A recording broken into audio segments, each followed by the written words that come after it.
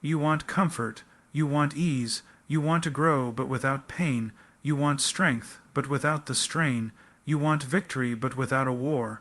My friend, you are deceived. You have bought into a lie that this life, the one we've been given, the one marked by the scars of a fallen world, is going to give you the fruit of discipline without the fight of discipline. You believe that effort is optional, that perseverance is outdated, that diligence belongs to someone else more driven than you. But listen closely. God has not given you a spirit of fear, or apathy, or laziness. No, He has given you a spirit of power, of love, of self-discipline. That means that when you wake up in the morning and your flesh screams, "No, not today, it's too hard, too early, too long," you preach back to your flesh. You say, "Be quiet, sit down, we've got work to do." Do you think the saints of old walked in the power of God by accident? Do you think they just stumbled into faithfulness? Do you think they coasted into glory on a cushion of good intentions and fleeting motivation? No, they were forged in the fire, and that fire burned away every excuse, every delay, every cry for comfort. It exposed what was real in them and what was fake. And I tell you, the same fire is here for you. Some of you, you're waiting, you keep saying, "I'll start tomorrow, I'll begin when I feel better, when I have more time, when life is less chaotic." But hear me, tomorrow is not guaranteed, your life is a vapor. You are but dust. Every second you delay, you give the enemy a foothold. Every minute you hesitate, you feed your flesh, and every time you compromise, you harden your heart. You are not merely wasting time, you are wasting your soul. Why do you think Christ said, "Deny yourself, take up your cross daily, and follow me"? Because that's what it takes. It takes the denial of your comfort. It takes the carrying of a cross. That's not poetic. That's not metaphorical. That is real. That is sweat. That is blood. That is tears. That is sacrifice. That is you dragging yourself, sometimes crawling, toward the finish line with your eyes fixed on the author and finisher of your faith. And you will not make it by accident. You will not finish strong if you do not begin strong. And you will not begin strong if you are not resolved in your soul that this is war. This is not casual. This is not a game. This is a battleground, and laziness will kill you. Indifference will destroy you. Comfort will choke you. You are not meant to drift. You are meant to fight against your old nature, to fight against every distraction, to fight against the voice that says it's okay to quit. You do not need more motivation. You need a deeper fear of God. You need a reverence that grips you and says, "I have one life, one, and I will not spend it slouching toward mediocrity. I will not die with dreams still in my bones and obedience still in my mind. I will not face the King with my hands empty and my days wasted." You don't need 10 steps to success. You need 1 step of obedience, and then another, and then another. The path to diligence is not paved with feelings. It is paved with force, with resolve, with compulsion that says, "Even if I don't feel like it, I will. Even if I'm tired, I will. Even if no one is watching, I will, because I am not serving a crowd. I am serving Christ." You want to know why people don't finish what they start. It's not because they weren't capable. It's because they weren't willing. The moment pain came, they backed down. The moment it got hard, they looked for a way out. They convinced themselves that delay was wisdom and that quitting was peace. But it wasn't. It was cowardice. It was disobedience dressed in excuses. You say, "I just can't," but the truth is you won't. There's a difference. The power that raised Christ from the dead lives in you. The strength of the Almighty is your inheritance. Don't tell me you can't. Tell me you've chosen not to fight. Tell me you've chosen to bow before your comfort instead of your calling. That's the truth, and until you confess that truth, you won't change. There is no easy road, there is no shortcut, there is only the hard way, the narrow way, and few find it, few stay on it, few are willing to embrace the suffering required to reach the end, but those few, they are the ones who shine like stars. They are the ones who hear, "Well done, good and faithful servant." They are the ones who force their flesh into submission, not through pride, but through fear and trembling, through grace-empowered obedience. Through love for the one who gave them breath. Do you love him? Then show it, not with your words, not with your dreams. Show it with your discipline, your sweat, your late nights, your early mornings. Your relentless pursuit of excellence, not for the applause of man, but for the glory of the King. That's the mark of a true disciple, not perfection, but perseverance. You want to accomplish something. Force yourself, not with carnal pride, but with holy compulsion. Tell your body who's in charge. Tell your mind who reigns. And when the temptation comes to quit, when it whispers in your ear and promises comfort, preach louder. Preach back. Say, "I was not made for ease. I was made for impact. I was made to glorify God with every ounce of my energy." You think heroes of the faith were born different. No, they were just like you. Flesh, blood, weakness, but they pressed in. They humbled themselves. They fell on their faces, cried out for strength, and then they got up again and again and again, until their knees bled and their backs broke, and their lives poured out like a drink offering. They didn't wait for passion. They created it through persistence, and that's what you must do. You don't wait for the fire. You build the altar. You gather the wood. You strike the flint. And then, by the mercy of God, the fire falls. But it does not fall on the lazy.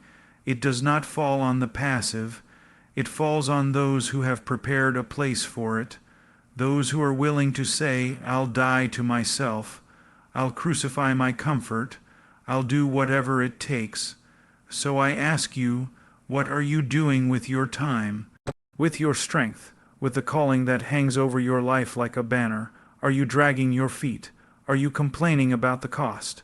Or are you looking to the cross and saying, "If he did that for me, I can do this for him"? Some of you, you've been walking in circles for years. Always starting, never finishing, always dreaming, never building, always wanting, never working. That's not godly, that's not holy, that's rebellion, and it's time to repent. It's time to say no more delay, no more half effort, no more compromise. It's time to rise with a righteous rage in your heart that says, "This is war, and I refuse to lose." You want to build a business, force yourself. You want to finish that degree, force yourself. You want to pray like you've never prayed before. Force yourself. You want to know the word, force yourself. You want to be a leader, a servant, a warrior, a disciple, force yourself. No one else is going to do it for you. God gives grace, but He doesn't give it to the idle. He gives it to the broken, the surrendered, the obedient, and obedience often looks like waking up when you'd rather sleep, showing up when you'd rather quit, speaking truth when it's easier to lie, pressing on when everything screams, "Stop." There's no secret, just daily faithfulness, just showing up again and again and again until the work is done, until the mountain is moved, until your flesh learns who's boss, until your life becomes a testimony, not of how gifted you were, but of how faithful you became. You don't need more comfort. You need more courage. You need more grit. You need to look yourself in the mirror and say, "I will not bow. I will not give up. I will not go back." And then get up, get to work. Stop waiting. Stop whining. Stop hiding. It's time. Force yourself to get it done, not because you're strong, but because He is. Not because you feel like it, but because He is worthy. Because the King deserves more than your leftovers. He deserves your sweat, your tears, your fight, your everything. You won't grow by accident. You must force yourself to do what needs to be done, even when you don't feel like it. Discipline isn't birthed from feelings. It's birthed from obedient, persistent action. The desire for ease and comfort is often what destroys potential. You must crucify comfort and deny the flesh daily if you want to live a life of purpose and obedience. Excuses like "I'll start tomorrow" or "I need to feel ready" are spiritual lies. Waiting when God has called you to act is rebellion, not wisdom. A life that honors God is not passive. It's marked by sweat, sacrifice, and perseverance. Force yourself to rise, labor, and finish the work for His glory, because He is worthy. Discipline is not something that comes naturally to most people. It's not some magical quality that descends upon you in the night, waking you up the next morning with a burning desire to push through difficulty, embrace hardship, and labor with relentless focus. Discipline is not instinctive, it is forged. It is built, layer by layer, by choices that go against what your flesh wants, what your feelings crave, and what your comfort demands. If you're waiting for discipline to come to you, you will wait until your grave. Discipline is not found, it is forced. You will never drift into discipline. You will never accidentally land on a life of purpose, holiness, and endurance. The current of the world is pulling you in the opposite direction every single day. Your flesh is not your ally. Your comfort is not your friend. Everything in this fallen world pushes you to be passive, to wait, to delay, to surrender to ease. You have to fight for discipline. You have to force your body and mind into submission. That's why the Word doesn't speak of a soft journey. It speaks of a war. The Apostle Paul didn't say, "I meander through life." He said, "I discipline my body and make it my slave, so that after I have preached to others, I myself will not be disqualified." That's not poetic language. That's a man looking at his body, his time, his desires, and beating them into alignment with obedience. Discipline doesn't wait for convenience. If you're only willing to work when it feels right, you'll never become who you're called to be. If you're only obedient when the environment is perfect, you'll never see growth. The storms will come, the distractions will rise, the fatigue will grow. But discipline stands firm in the face of that storm and says, "I will not bow, I will not yield, I will not go backward." It's not glamorous. It's not pretty. Sometimes it's waking up when your body says sleep. Sometimes it's studying when your mind says scroll. Sometimes it's silence when you want to speak, or speaking when you want to be silent. Sometimes it's forgiving when your pride says no. Sometimes it's praying when your soul is dry and you don't feel a single drop of emotion in your chest. But you do it anyway, because your faith is not ruled by your feelings. Your obedience is not subject to your mood. You must understand, discipline is not legalism. It is not earning anything from God. It is responding to the grace you've already received. Grace empowers discipline. Grace trains us to renounce ungodliness and live upright, self-controlled lives in this present age. Discipline is a form of worship. It says, "God, I'm not doing this because I have to. I'm doing this because you are worthy." This isn't about religious striving. This is about warfare. This is about saying no to the slavery of sin and yes to the freedom of righteousness. And freedom doesn't feel free at first. Freedom feels like pain. It feels like resistance. Because when you're coming out of years of giving into the flesh, the first steps of obedience will feel like death. But it's a good death. It's a needed death. It's the kind of death that leads to life. And what most people call burnout is often just the pain of growth. It's the soreness that comes when your spiritual muscles are being used after long seasons of idleness. You're not broken. You're being broken in. That ache in your soul, that resistance in your habits, that's not failure. That's training. Don't confuse discomfort with disqualification. Don't confuse pain with punishment. Sometimes pain is proof that you're doing it right. You must push through. You must press in. You must choose obedience before you feel strong, before you feel inspired, before you feel capable. You cannot wait until you feel like being disciplined. Discipline happens precisely when you don't feel like it. That's the whole point. If it were easy, everyone would have it. If it came naturally, we wouldn't need to be told to pursue it. But Scripture commands it again and again. Train yourself for godliness. Make every effort, run the race, fight the good fight, stand firm, be steadfast, be immovable. These are not suggestions for the spiritually elite. They are the marching orders for every believer, no exceptions. You cannot live this life well on autopilot. You cannot drift toward Christ-likeness. You must fix your eyes on Him and move. You must move when your flesh says stop. You must move when others around you are sitting down.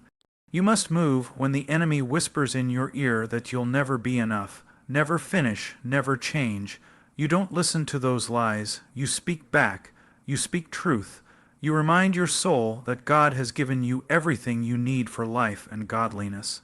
You remind your soul that the Spirit of the living God dwells within you. You remind your soul that the cross wasn't just to save you. It was to sanctify you. The Spirit of God does not produce laziness.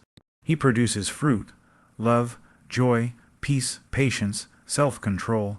If you're truly walking in the Spirit, discipline will begin to grow in your life, not because you're perfect, but because you are willing. Willing to submit, willing to struggle, willing to endure, willing to fight the good fight until the very end, and it is a fight. Let no one deceive you. It is a violent fight. You are not fighting against flesh and blood. You're fighting against lies that have been planted in your mind since childhood. You're fighting against generational habits of complacency. You're fighting against a culture that praises passivity and mocks diligence. And if you don't resist, you'll be swept away. If you don't stand your ground, you'll lose it. Discipline requires war against your old nature. It requires preaching to yourself daily. When your mind is cloudy, when your heart is sluggish, when your will is weak, you open the Word. You fall on your knees. You cry out, God, make me willing. God, train my hands for battle. God, strengthen my spine.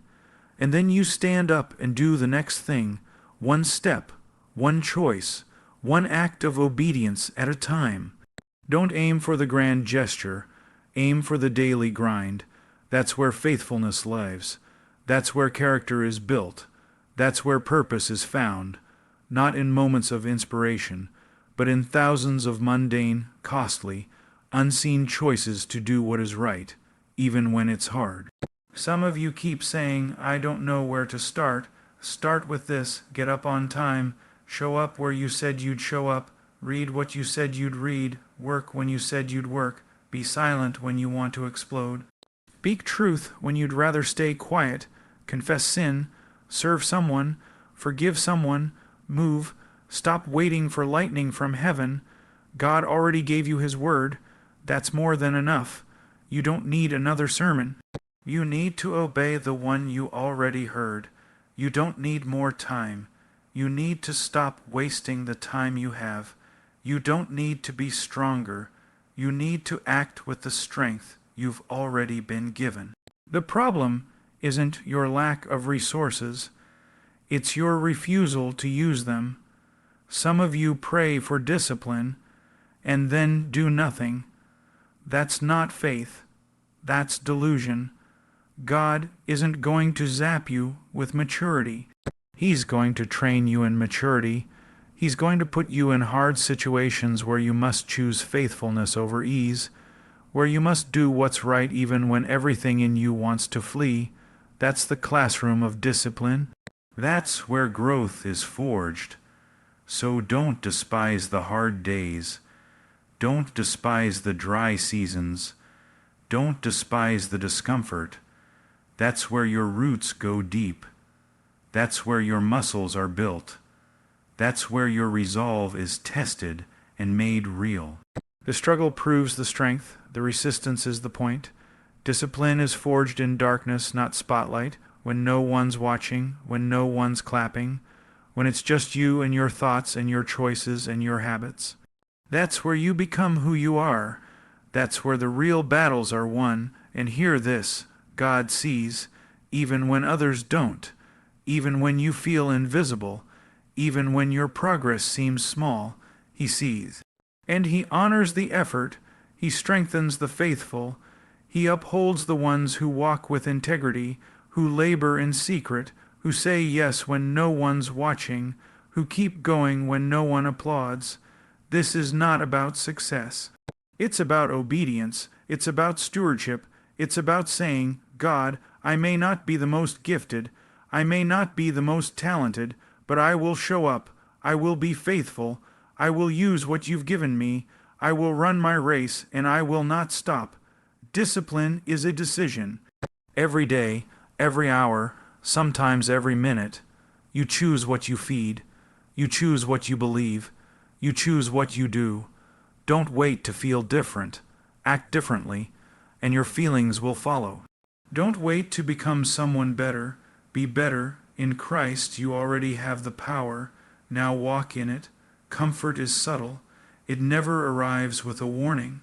It doesn't barge into your life. It slides in quietly, whispering that you've done enough, that you deserve a break, that now is the time to rest, not in Him, but in ease. It tells you that discomfort is dangerous, that stretching is harmful, that challenge is cruel. And if you listen long enough, you'll start believing that comfort is a reward. But it's not. It's a trap, a snare, a slow suffocation of everything good, everything holy, everything fruitful that God is trying to grow in you. Comfort is not evil in itself. There is a comfort that comes from God, peace that surpasses understanding, rest for the weary, assurance for the broken. But the comfort most people chase isn't that. It's the counterfeit. It's the fleshly version that avoids conviction, rejects sacrifice, and flees from anything that looks like a cross. The comfort we've come to love is a cheap substitute, and that comfort is the enemy of progress. It makes promises it cannot keep. It offers safety, but it breeds stagnation. It promises relief, but it leads to spiritual decay. It tells you to stop, to relax, to pull back just a little, and when you obey, it tightens its grip around your soul. Slowly, quietly, without resistance, and by the time you realize it, you've drifted, you've grown cold, your strength is gone, and you're not even sure how you got there. Progress in any form, whether in the pursuit of holiness, growth in character, discipline, relationships, or calling, requires discomfort, it requires challenge, it requires heat, pressure, and strain. Ask the athlete, ask the farmer, ask the crafts. Nothing valuable is born in ease. The body grows through resistance. The ground yields fruit through toil. The mind is sharpened through focus, and the soul matures through hardship. But comfort tells you otherwise. Comfort says pain is bad, struggle is failure, waiting is wasted. That voice is not from God. That voice does not align with the gospel. The gospel calls you to die to yourself, to take up a cross, to walk the narrow path. There's nothing comfortable about it, and yet that's where life is found, on the other side of death, on the other side of discomfort. If you want to grow, you must learn to reject the voice of comfort when it lies to you. You must train your heart to see ease not as a gift, but as a threat when it replaces the will of God. You must become suspicious of convenience, alert when everything feels too smooth. Because often the most comfortable path is the most dangerous one, not because of what it gives you, but because of what it steals. It steals time, time that could have been used for purpose, now given to passivity. It steals energy, energy that could have been spent in prayer, in serving, in building something eternal, now poured into idle entertainment, shallow distractions, endless scrolling. It steals calling. Because calling always comes with cost, and comfort is allergic to cost. You will never walk in your full purpose if you are enslaved to your personal ease, and it does more than steal. It numbs. Comfort makes you unaware of what's slipping away. You don't feel urgency anymore. You don't feel desperation. You stop crying out. You stop wrestling. You stop longing for more because more would require something of you, so you settle for less obedience. Less courage, less surrender, and worst of all, you stop noticing. Comfort dulls the senses. It makes you blind to what's at stake. You forget that eternity is real, that souls are perishing, that this life is a vapor. You forget that you were made for war, not for rest, not yet.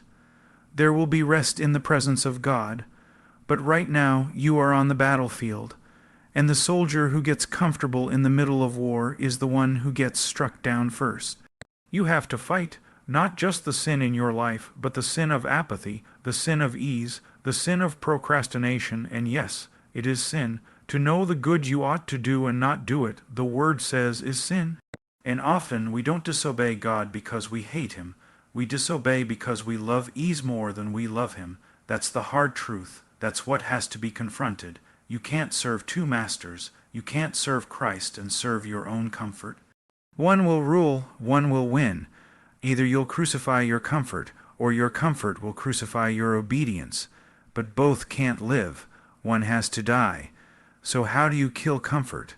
Not by seeking pain for its own sake, but by embracing the pain that comes with faithfulness, by saying yes when it's inconvenient, by giving when it's costly, by staying the course when it's boring, by resisting sin when every nerve in your body wants to give in, by choosing the narrow path daily, not once, but over and over and over again, and understand you will not be cheered for it.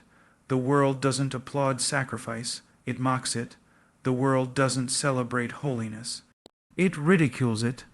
The world says, do what feels right. Take care of yourself. You deserve this. You've earned this. But the gospel says, deny yourself. Take up your cross. Follow me. And those two voices will never agree. You must decide which one you will obey. Look around. Look at how much mediocrity comfort has created. How many talents buried. How many callings abandoned. How many marriages destroyed. How many ministries faded. How many destinies wasted, not because people hated God, but because they loved comfort more than they feared missing Him. Comfort never demands anything from you, and that's why it's dangerous. It never tells you to repent. Never tells you to change, never tells you to rise up, never tells you to fight. It tells you to stay where you are, stay in your sin, stay in your laziness, stay in your smallness, stay in what's familiar. And before long, staying becomes dying, not the death that leads to life, but the death that ends in regret. You weren't saved to be safe. You were saved to be dangerous, dangerous to the darkness, dangerous to sin, dangerous to hell, but you cannot be dangerous while clinging to comfort. You cannot be powerful while bowing to ease. You must shake yourself, stir yourself, refuse to be tamed, refuse to be lulled. Refuse to spend your life half awake, half obedient, half alive. God is not calling you to survive. He's calling you to overcome, to conquer, and that requires battle. That requires endurance. That requires a mindset that says, even when it hurts, even when I'm tired, even when I'm misunderstood, I will press on. That's where progress happens. That's where transformation begins. The most dangerous seasons in your life are often the ones where everything feels easy. Because it's in those seasons that you stop depending, you stop praying, you stop pressing, and in your ease your guard comes down, and the enemy waits. He doesn't have to destroy you instantly. He just has to get you comfortable. He knows that comfort will do the rest. Don't let it. Don't buy the lie. Don't trade your fire for a pillow. Don't trade your purpose for a distraction. Don't trade eternity for a nap. Rise, shake off the dust. Stir up the gift of God within you. Cry out again. Dig in again.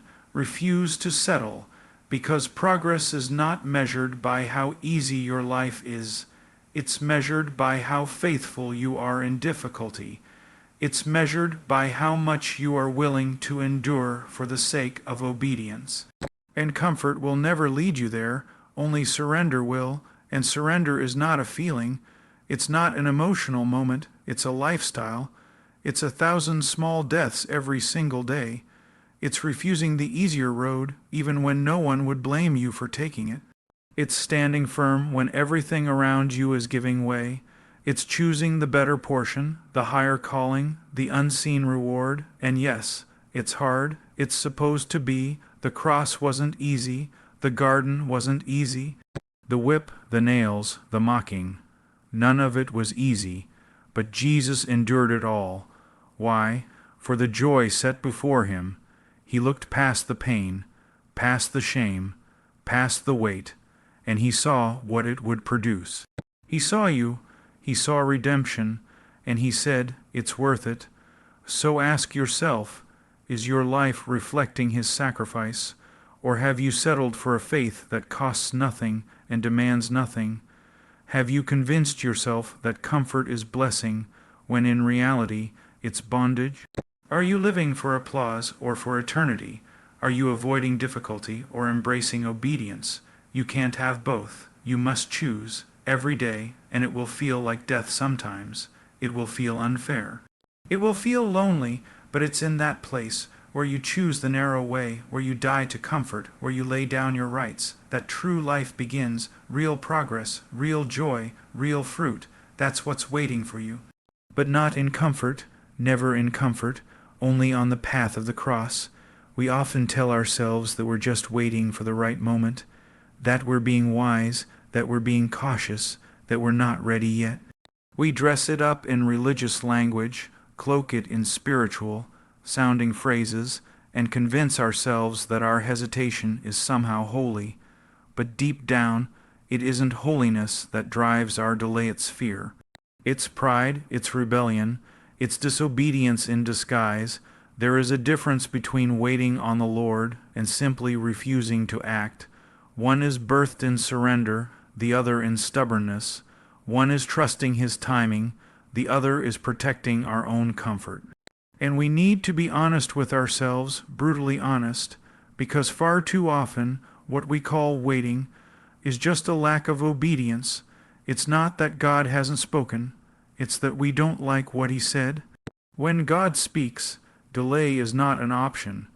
When he commands, hesitation is defiance. From the moment his word comes, a line is drawn. Either you step forward in faith, or you shrink back in fear. But shrinking back is not neutral. It's not safe. It's disobedience. And delayed obedience is disobedience because it reveals a heart that refuses to trust. Remember what Saul did. God told him to destroy everything, leave nothing. But Saul delayed in his obedience. He made excuses. He thought he knew better. He offered a sacrifice instead of full submission. And what did the prophet say to him? To obey is better than sacrifice, and to listen than the fat of rams. Saul's delay cost him the kingdom. His hesitation, his selective obedience, his excuse-filled spirituality, it all led to his downfall. You don't get to redefine obedience. You don't get to rewrite God's commands to fit your calendar, your emotions, or your plans. When God says go, he doesn't mean think about it. When he says act, he doesn't mean wait until you feel like it. Every moment you delay is a moment you choose your will over his. Every step you refuse to take is a declaration. I know better than you. And don't think he doesn't see. Don't think he's indifferent. He watches every hesitation. He hears every excuse. He discerns every motive. He is not fooled by your delay. No matter how spiritual you try to make it sound, you say, I'm praying about it. But how long will you pray before you obey? How many times will you ask for confirmation when he already gave you a command? God is not obligated to repeat himself. When he speaks, he expects movement. He expects trust. He expects obedience, not tomorrow, not when it's comfortable, but now. Immediately, fully, without negotiation. Anything less is rebellion with a smile on its face. You say, but what if I fail? So what? Is your fear of failure greater than your fear of disobeying God? Is your pride so fragile that you'd rather do nothing than do something imperfectly? Do you think God is looking for perfection? No. He's looking for obedience. He's looking for faith, and faith moves. Faith acts. Faith doesn't sit and analyze forever. Faith hears and responds without delay. You don't know how much time you have left. You don't know how many more chances you'll get. The door that's open today might be shut tomorrow. The opportunity you delay today might be given to someone else. There is a cost to your hesitation. There is a weight to your delay. You're not just pausing your progress. You're resisting the voice of the Holy One. And let's be clear, your delay doesn't affect only you.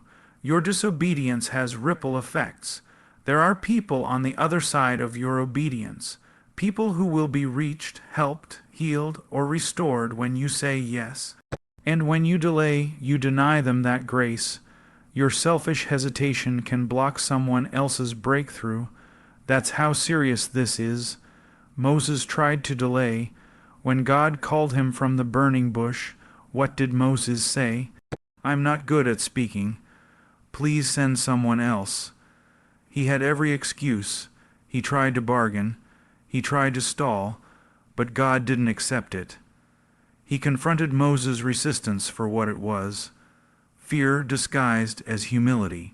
And God still called him forward, still demanded obedience.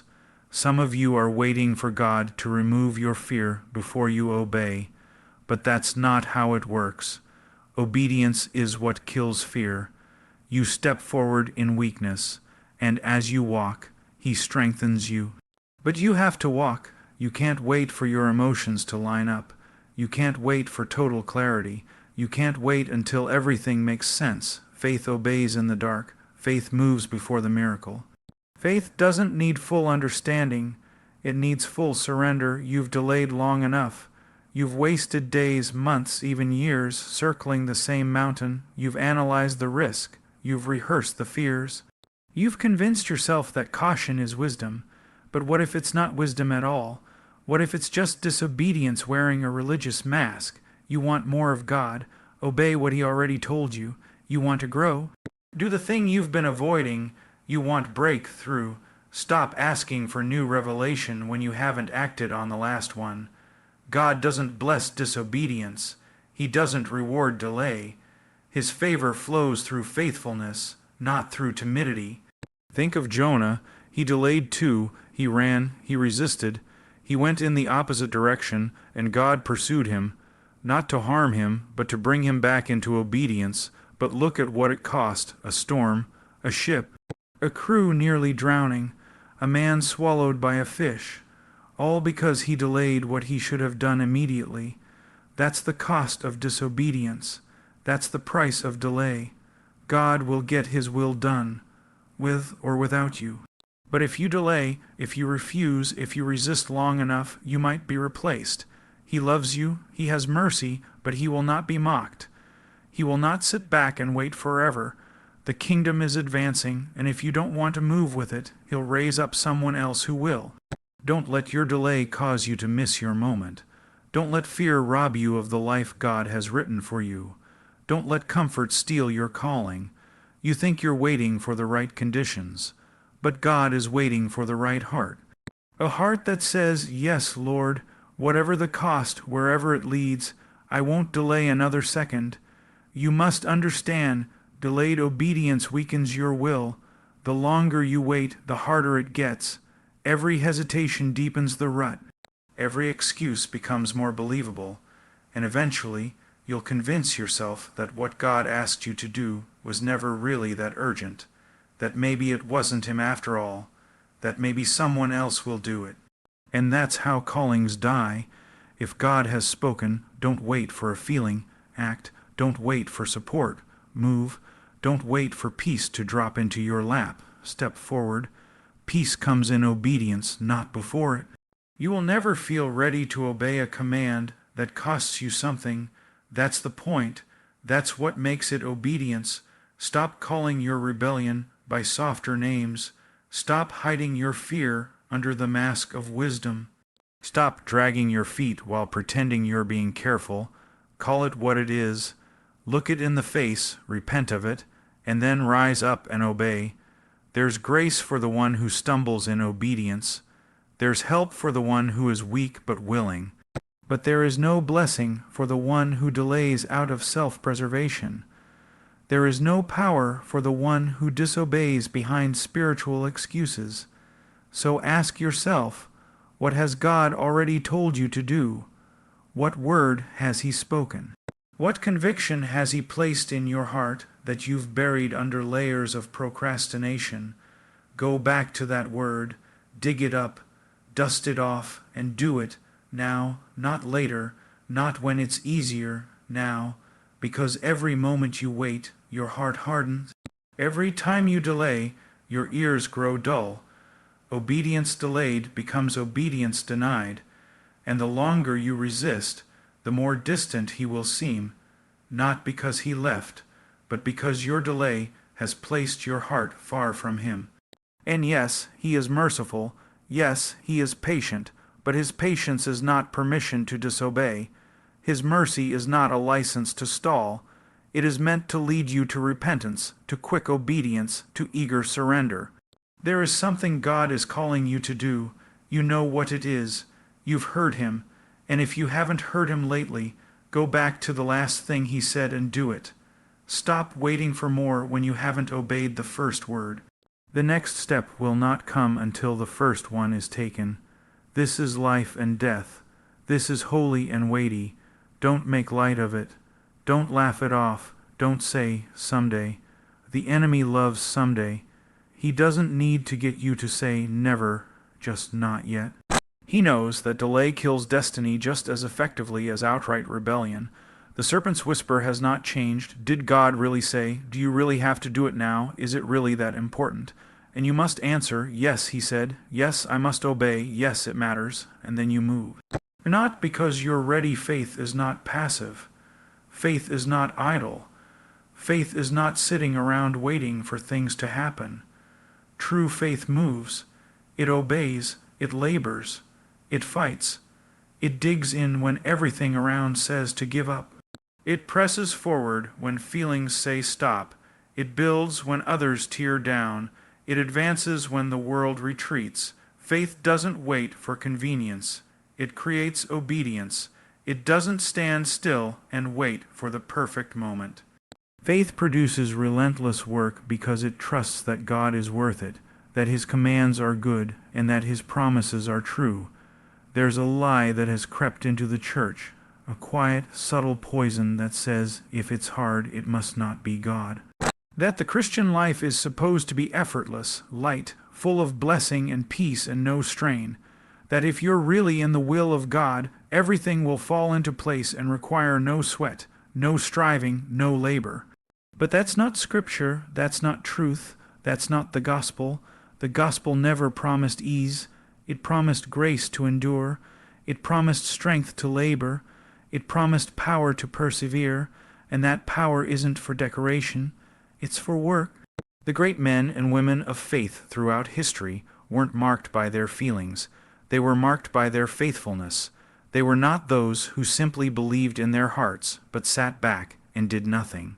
They moved, they worked, they bled, they suffered, they endured, because they believed God, not in theory, not in poetry, but in truth.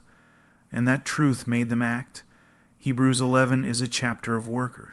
Builders, fighters, wanderers, sacrificers, people who left everything, risked everything, gave everything, not because they were seeking comfort, but because they were seeking a better country, a heavenly one. And the Scripture doesn't say they believed and sat quietly. It says, by faith Noah built. By faith Abraham went. By faith Moses refused to be called the son of Pharaoh's daughter, choosing rather to suffer affliction. Faith does something. Faith moves, faith is relentless, and don't confuse that with earning. Don't twist it into legalism. The work of faith is not working for God's love, it's working from it. You don't labor to earn grace. You labor because grace has seized you, because it has so radically transformed your heart that you can't not work, you can't sit still, you can't stay quiet, you can't be lazy, you must move because the fire in your bones demands it. The Apostle Paul said, By the grace of God I am what I am, and his grace toward me was not in vain. No, I worked harder than any of them, though it was not I, but the grace of God that is with me. He labored, he suffered, he pressed, not because he was trying to prove something, but because he had been changed. Real grace works, real grace produces action, real grace drives the soul to obedience. If your so-called faith has not moved you to relentless pursuit of holiness, of righteousness, of obedience, then it is not faith, it is fantasy, it is sentiment, it is self-delusion, because real faith cannot stay still. Real faith cannot be silent. Real faith cannot be stagnant. It fights sin. It pursues God. It serves the church. It advances the kingdom. It doesn't ask, "What's the least I can do?" It asks, "How much can I give? How far can I go? How deeply can I obey?" The problem today is not a lack of knowledge. It's a lack of will, a lack of grit, a lack of backbone. We have more access to truth than any generation before us. We're drowning in sermons, flooded with teachings, overwhelmed with commentaries. And yet we are weak, fragile, easily shaken, quick to give up. Why? Because we've confused agreement with action. We think believing truth is enough, but James tells us plainly, faith without works is dead. Dead faith doesn't scare the devil. Dead faith doesn't shake the gates of hell. Dead faith doesn't move mountains. Dead faith sits in church pews, nods in agreement, and then walks out unchanged. But true faith goes home and repents. True faith turns off the compromise. True faith opens the Word and devours it. True faith prays when it's tired, serves when it's unseen, gives when it hurts. That's living faith. That's relentless faith. It doesn't matter how emotional you get in worship if you're not willing to walk in obedience when no one's watching. It doesn't matter how many scriptures you've memorized if they never make it into your habits. Faith is not judged by what you say in a moment of inspiration. It's proven by what you do when no one is clapping. No spotlight, no applause, just the quiet daily grind of obedience. That's where real faith lives, and let's be honest, it's hard, it's exhausting, it feels thankless. You'll feel like quitting. You'll wonder if it's worth it. But true faith doesn't quit. It doesn't ask for a way out. It doesn't count the cost and walk away. It counts the cost and keeps going, because it sees him who is invisible, because it knows that the suffering of this present time is not worth comparing with the glory that will be revealed. You want to know if your faith is real. Look at your labor. Look at what you do when it's hard, when it's boring, when it's lonely. Look at what you build when no one is helping. Look at what you sacrifice when no one is watching. Look at what you give when no one says thank you. That's where faith proves itself, not in church services, not in Instagram captions, in the trenches, in the pain, in the furnace. Jesus said that anyone who puts his hand to the plow and looks back is not fit for the kingdom. Why? Because the kingdom requires grit, it requires resolve, it requires people who have seen the worth of Christ and say, whatever it takes, wherever it leads, however long it takes, I will follow. That is the essence of relentless work. It is not the work of self-effort. It is the work of surrendered effort, powered by grace, driven by faith. And don't miss this. Your work is witness. Your labor is not just about productivity. It's about testimony. When the world sees a believer who endures, who keeps going when everything says to quit, they see the power of God. When they see you sacrifice, serve, endure suffering, forgive enemies, and press through fatigue, they see Christ. That's what brings him glory. That's what causes the world to take notice, not perfection, but perseverance. We've made too much of giftedness and not enough of faithfulness. Talent may draw a crowd, but only faith builds the kingdom. Emotion may start a fire, but only discipline keeps it burning. Charisma may stir excitement, but only character stands when the wind comes. And that character is formed in the furnace of relentless obedience. That's what separates the crowd from the disciples. The crowd follows when it's easy. The disciple follows when it's bloody, and let no one deceive you. there will be blood, there will be tears, there will be scars. But they are holy scars, they are precious to him. The hands that bear them will not be forgotten. The knees that have bent in prayer, the backs that have carried burdens, the voices that have declared truth even when it cost them everything. He sees them all. Not one act of obedience is wasted. Not 1 hour of labor is overlooked. The harvest is plentiful, the laborers are few, and far too many are still sitting, still waiting, still analyzing. God is not looking for the most gifted. He's looking for the most obedient, the most faithful, the ones who say, "Yes, Lord," before they even know the assignment, the ones who show up every day, roll up their sleeves, and get to work, not because it's easy, but because it's worth it. The cross was not easy, redemption was not easy, salvation was not cheap.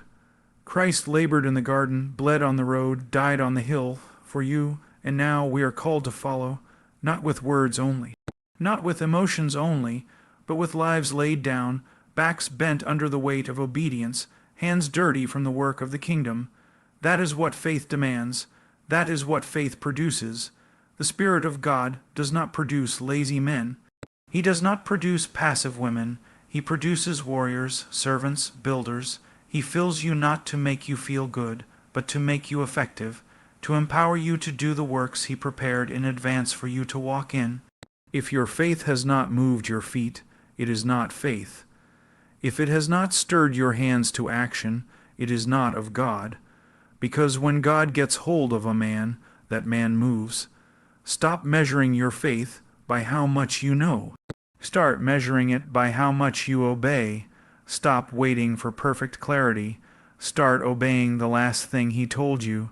Stop thinking the work is someone else's responsibility. It's yours. You were saved to serve. You were called to work. You were redeemed to advance the kingdom.